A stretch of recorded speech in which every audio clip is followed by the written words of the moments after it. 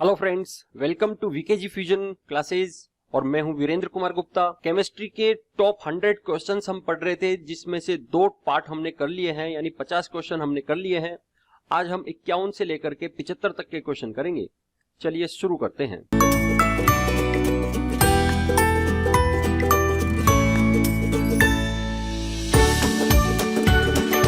सबसे पहले question number 51। Question number 51 है, कोयले के निम्नलिखित प्रकारों में से किस एक में शेष प्रकारों की अपेक्षा अधिक कार्बन का अंश होता है। आपने छोटी क्लास में पढ़ा हुआ है कि कोयले 4 प्रकार के होते हैं। वो चारों नाम यहां पर दिए हुए हैं, बिटुमिन्स, लिग्नाइट, पीट और एंथ्रासाइट। अब इनमें आपको ये ध्यान रखना है कि जो एंथ्रासाइट कोयला होता है उसमें सबसे ज्यादा 86 से 92% तक कार्बन होता है, जबकि दूसरे नंबर पर आता है बिटुमिन्स, जिसमें 76 से 86% तक कार्बन होता है। तीसरे नंबर पर लिग्नाइट आता है, जिसमें 65 से 70% तक कार्बन पाया जाता है। और सबसे घटिया क्वालिटी का जो कोयला होता है वो पीट होता है, जिसमें 40 से 50% तक ही कार्बन पाया जाता है। तो सर्वाधिक कार्बन अंश वाला यहां पर ऑप्शन डी हमारा बिल्कुल सही होगा, एंथ्रासाइट कोयला। बात करते हैं क्वेश्चन नंबर 52 की। निम्नलिखित गैसों में से कौन सी प्रकाश संश्लेषण क्रिया के लिए आवश्यक है। प्रकाश संश्लेषण की क्रिया में कार्बन डाइऑक्साइड और जल मिलकर के और ग्लूकोज C6H12O6 तथा ऑक्सीजन का निर्माण करते हैं। तो यहां पर क्वेश्चन के अनुसार हम समझ सकते हैं कि प्रकाश संश्लेषण की क्रिया के लिए आवश्यक गैस कौन सी है। तो आवश्यक गैस यहां पर हो जाती है हमारी कार्बन डाइऑक्साइड, इसीलिए हमारा ऑप्शन बी बिल्कुल सही होगा। ऑक्सीजन तो यहां पर उप उत्पाद के रूप में बाहर निकलती है। बात करते हैं क्वेश्चन नंबर 53 की।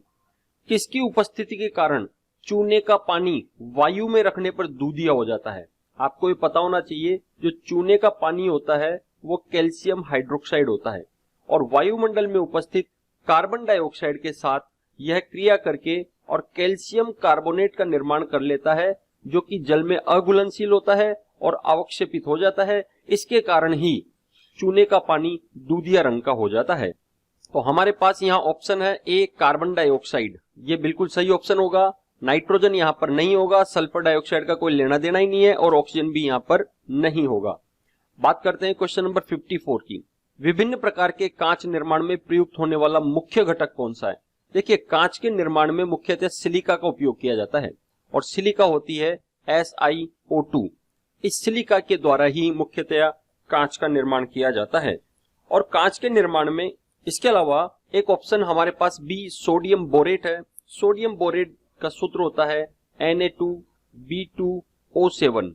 ये सोडियम बोरेट का सूत्र होता है, जिसको बोरेक्स भी कहा जाता है, और यह हाउस होल्ड क्लीनर के रूप में उपयोग में आता है। जबकि जो कैल्शियम सिलिकेट है, कैल्शियम सिलिकेट CaSiO3 होता है इसका फॉर्मूला, और कैल्शियम सिलिकेट एक बिल्डिंग मटेरियल के रूप में काम में आता है।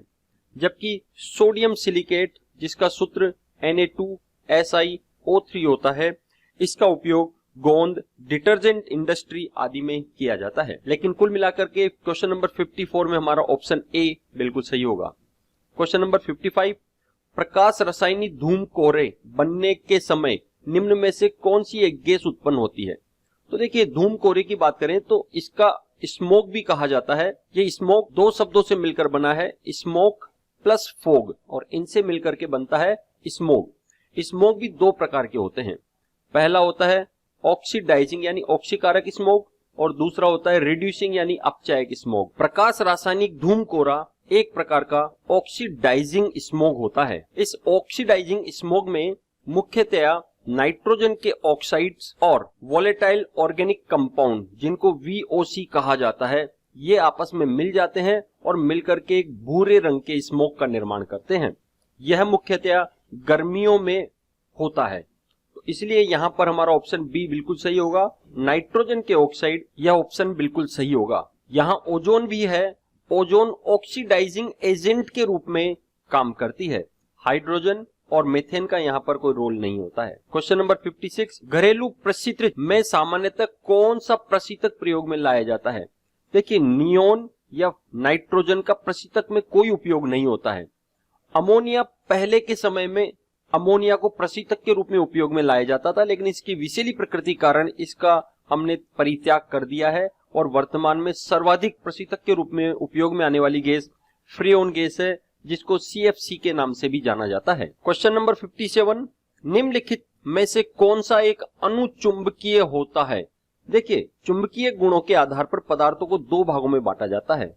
एक होता है अनुचुंबकीय और एक होता है प्रतिचुंबकीय। अनुचुंबकीय वे पदार्थ होते हैं जिनमें कोई भी अयुग्मित इलेक्ट्रॉन उपस्थित होता है, जबकि प्रतिचुंबकीय में सारे के सारे इलेक्ट्रॉन युग्मित प्रकृति के होते हैं। तो यहाँ अयुग्मित इलेक्ट्रॉन युक्त एकमात्र सी ऑप्शन सही है, ऑक्सीजन। और यह भी प्रूव MOT सिद्धांत के द्वारा हुआ, मॉलिक्यूलर ऑर्बिटल थ्योरी के द्वारा, कि ऑक्सीजन अनुचुंबकीय प्रकृति का होता है। बाकी लोहा, हाइड्रोजन और नाइट्रोजन प्रतिचुंबकीय प्रकृति के होते हैं। क्वेश्चन नंबर 58, निम्नलिखित में से कौन सी गैस पायरोगैलोल के क्षारीय विलयन में से गुजारने पर बादामी या ग्रे कलर का घोल बनाती है? तो देखिए, पायरोगैलोल जो होता है, पायरोगैलोल का सूत्र होता है, एक बेंजीन है और बेंजीन में अल्टरनेट स्थितियों पर 3 OH लगे रहते हैं, ये कहलाता है पायरोगैलोल। और जब इस पायरोगैलोल को ऑक्सीजन पास की जाती है पायरोगैलोल के अंदर, तो यह क्षारीय विलयन में बादामी रंग का हो जाता है, यानी ग्रे कलर का हो जाता है। तो यहां पर ऑप्शन ए ऑक्सीजन बिल्कुल सही होगा, हाइड्रोजन, नाइट्रोजन और कार्बन डाइऑक्साइड नहीं होंगे। 59, वायुमंडल में कौन सी पराबैंगनी विकिरणों का अवशोषण कर लेती है? तो ये छोटी क्लास से पढ़ते आ रहे हैं। वायुमंडल की ओजोन परत में उपस्थित ओजोन गैस, जिसका सूत्र होता है O3, और यह ऑक्सीजन का अपर रूप है, यह वायुमंडल में सूर्य से आने वाली पराबैंगनी विकिरणों का अवशोषण करके हमारी सुरक्षा करती है। तो यहाँ पर ए ऑप्शन बिल्कुल सही होगा। क्वेश्चन नंबर 60, निम्नलिखित में से किसकी उपस्थिति के कारण पीतल का रंग हवा में फीका पड़ जाता है? तो देखिए, पीतल का रंग हवा में फीका पड़ने का कारण है hydrogen sulphide gas. B option यहाँ पर सही होगा, क्योंकि यह हाइड्रोजन सल्फाइड के साथ क्रिया कर लेती है, जिसके कारण से इसका रंग फीका पड़ जाता है। जबकि नाइट्रोजन, कार्बन डाइऑक्साइड और ऑक्सीजन का इसके ऊपर कोई फर्क नहीं पड़ता है। ये तीनों गैसें तो वैसे भी वायुमंडल का ही हिस्सा है, वायु का ही हिस्सा है। बात करते हैं क्वेश्चन नंबर 61 की। ज्वालामुखी पर्वतों से निम्नलिखित में से कौन सी गैस निकलती है? तो ज्वालामुखी पर्वतों से मुख्यतया सल्फर डाइऑक्साइड गैस निकलती है, जिसको हम SO2 के रूप में लिखते हैं। हाइड्रोजन भी कुछ मात्रा में निकलती है, लेकिन बहुत ज्यादा मात्रा में ये नहीं होती है। क्लोरीन और नाइट्रोजन भी इसमें से नहीं निकलती। मुख्यतया सल्फर डाइऑक्साइड ज्वालामुखी पर्वतों से बाहर निकलती है। 62, रसायन उद्योग में कौन सा तेजाब मूल रसायन कहलाता है? देखिए, एक अवधारणा है कि जिस देश में H2SO4 का सर्वाधिक उपयोग हो रहा है, वह देश उतना ही विकसित देश कहलाता है। यानी H2SO4, जिसे अम्लों का राजा कहा जाता है, इसका उपयोग जो देश जितना ज्यादा करता है, वह उतना ही ज्यादा डेवलप कंट्री है, विकसित कंट्री है। इसीलिए मूल रसायन के रूप में उसी को माना जाता है। तो हमारा यहाँ पर सी ऑप्शन H2SO4 सही होगा। क्वेश्चन नंबर 63, समुद्री शैवाल में निम्नलिखित में से कौन सा तत्व मिलता है? समुद्री शैवालों में मुख्यतया आयोडीन की मात्रा अधिक होती है, इसीलिए समुद्री इलाकों में रहने वाले लोगों में सी फूड का चलन बहुत ज्यादा है, क्योंकि इससे आयोडीन की पूर्ति उनकी हो जाती है। तो क्वेश्चन नंबर 63 में बी ऑप्शन बिल्कुल सही होगा। क्वेश्चन 64, गोताखोरों के प्रयोग में आने वाले गैस सिलेंडर में ऑक्सीजन को लघुकृत करने के लिए कौन सी गैस इसमें मिलाई जाती है? देखिए, गोताखोरों को स्कूबा डाइवर्स भी कहते हैं, और स्कूबा डाइवर्स अपने पीछे एक सिलेंडर लटका कर लेके जाते हैं। उस सिलेंडर में कुछ गैसें निश्चित मात्रा में मिली हुई रहती है। यह निश्चित मात्रा आपको पता होनी चाहिए। इसमें मुख्यतया नाइट्रोजन 56.2% होती है। इसके अलावा ऑक्सीजन 32.1% इसमें मिली हुई रहती है, और इसमें 11.2% हीलियम गैस भी मिलाई जाती है। तो यहां पर ऑक्सीजन को लघुकृत करने के लिए हम हीलियम गैस का उपयोग करते हैं। यह परसेंटेज भी आपको ध्यान में रहना चाहिए, एग्जाम में कई बार इनको पूछा जाता है। तो यहां पर डी ऑप्शन हमारा बिल्कुल सही होगा, हीलियम, जो कि गोताखोरों के सिलेंडर में 11.2% मिलाई जाती है। क्वेश्चन नंबर 65, निम्नलिखित में से किस एक को स्ट्रेंजर गैस कहा जाता है? स्ट्रेंजर गैस का जो नाम आया है वो जीनोन के लिए आया है, क्योंकि जो जीनोन है वो ग्रीक वर्ड से मिलकर बना है और इसका जो ग्रीक वर्ड है वो जीनोस होता है और जीनोस का मतलब भी होता है स्ट्रेंजेज यानी अजनबी। तो सबसे पहले ये अजनबी गैस की खोज हुई थी, इस अजनबी गैस के कारण इसको जीनोन नाम दिया गया। इसी प्रकार से ऑर्गन की यदि हम बात करें तो ऑर्गन को ग्रीक वर्ड में लेज कहा जाता है। लेजी मतलब आलसी, आलसी मतलब ये आसानी से किसी से क्रिया नहीं कर रही थी, इसीलिए इसको ऑर्गन नाम दे दिया गया था। जबकि जो नियोन है वह नियोस शब्द से आया है। नियोस का मतलब होता है न्यू गैस, क्योंकि शुरू में ये नई गैस के रूप में खोज की गई थी, इसीलिए इसको नियोन नाम दे दिया गया था। नाइट्रस ऑक्साइड तो नाइट्रोजन के ऑक्साइड है ही, लेकिन यहां पर कुल मिलाकर हमारा ऑप्शन सी बिल्कुल सही होगा, जिसे स्ट्रेंजर गैस भी कहा जाता है। 66 वनस्पति तेल से डालडा या वनस्पति घी बनाने के लिए निम्नलिखित में से कौन सी प्रक्रिया का इस्तेमाल किया जाता है? वनस्पति तेल जो होता है वो असंतृप्त प्रकृति का होता है, जबकि जो डालडा होता है वो संतृप्त प्रकृति का होता है। असंतृप्त को संतृप्त में बदलना है तो उसके जो द्विबंध और त्रिबंध होते हैं उनका योगात्मक अभिक्रिया हमारे को करवानी पड़ेगी, तो इसके लिए हाइड्रोजन का योग उसमें करवाया जाता है निकल की उपस्थिति में, जिससे वह असंतृप्त से संतृप्त में परिवर्तित हो जाता है। तो हमारा ऑप्शन यहाँ पर सी सही होगा। हाइड्रोजनीकरण की प्रक्रिया के द्वारा वनस्पति तेल से डालडा का निर्माण किया जाता है। क्वेश्चन नंबर 67 निम्नलिखित में से कौन सी गैस न्यूनतम तापमान पर द्रव में बदल जाती है? यानी इनका क्वथनांक हमारे को यहाँ पर देखना पड़ेगा, जिस पर कोई भी गैस द्रव में या द्रव गैस में परिवर्तित होता है। तो सबके हम क्वथनांक देखते हैं। सबसे पहले हाइड्रोजन का क्वथनांक होता है -252.8 डिग्री सेल्सियस। इसी तरह से ऑक्सीजन का क्वथनांक होता है 183 डिग्री सेल्सियस, जबकि हीलियम का क्वथनांक -268.9 डिग्री सेल्सियस होता है और नाइट्रोजन का क्वथनांक होता है -195.8 डिग्री सेल्सियस।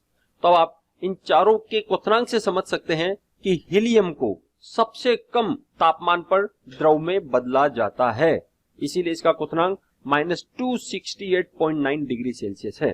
तो सी ऑप्शन यहां पर सही होगा।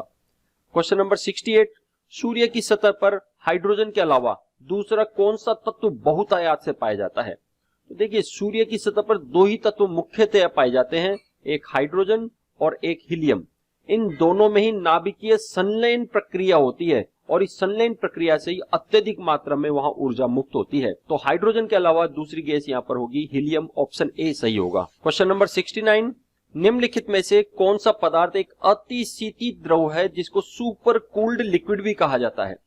अब देखिए, वैसे जो ठोस होते हैं उनको दो भागों में विभाजित करते हैं हम। एक क्रिस्टलीय ठोस होता है और एक होता है अक्रिस्टलीय ठोस। क्रिस्टलीय ठोस को वास्तविक ठोस भी कहते हैं और अक्रिस्टलीय ठोसों को अवास्तविक ठोस कहा जाता है।